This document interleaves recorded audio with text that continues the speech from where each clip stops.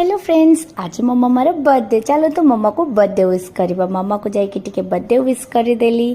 तापरे जाइए ब्रेकफास्ट करके चा टिके पी नहीं। देन मामा कहले मो किचन टिके ऑर्गेनाइज करदे।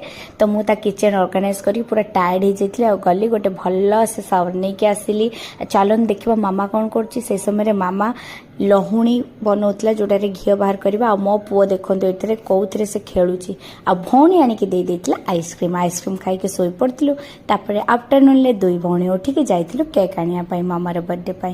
केक आने को फेरी फेरू कौटे हटिया वर्षा था सडनली आसीगला।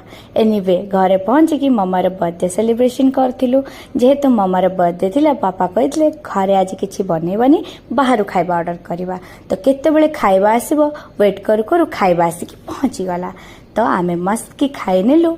आज वीडियो केमती लगिला वीडियो रे कमेंट रे जणइबे। बाय। आउ चैनल को सब्सक्राइब।